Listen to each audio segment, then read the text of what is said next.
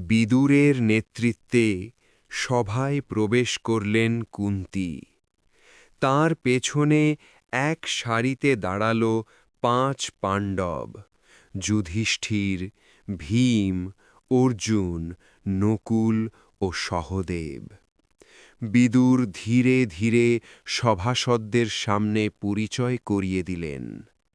এই হল যুধিষ্ঠির, ৫ পাণ্ডবদের মধ্যে সবার বড়। এরা হল ভীম, অর্জুন, নকুল এবং সহদেব। রাজসভায় নিস্তব্ধতা নেমে এসেছে। কুন্তীর পাশে সারিবদ্ধভাবে দাঁড়িয়ে থাকা ৫ কিশোরের দিকে দৃষ্টি যায় ধৃতরাষ্ট্রের।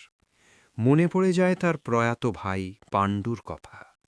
একটি দীর্ঘ শ্বাস গোপনে বেরিয়ে আসে তার বুকে জমে থাকা স্মৃতির ভারে।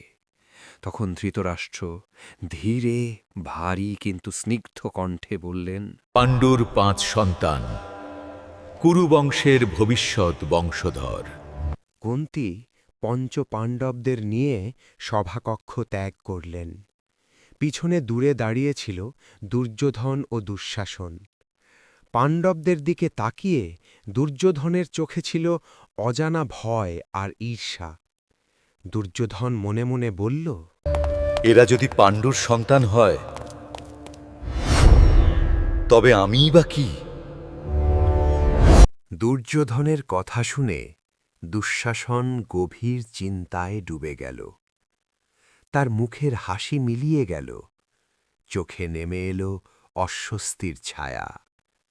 দুঃশাসন বলল, ভাই ভাই, পাণ্ডবরা বড় হলে আমাদের কি হবে? আজ যে দৃষ্টি দিয়ে পাণ্ডবদের দেখা হলো, সেই দৃষ্টি একদিন কুরুক্ষেত্রের যুদ্ধ ডেকে আনবে।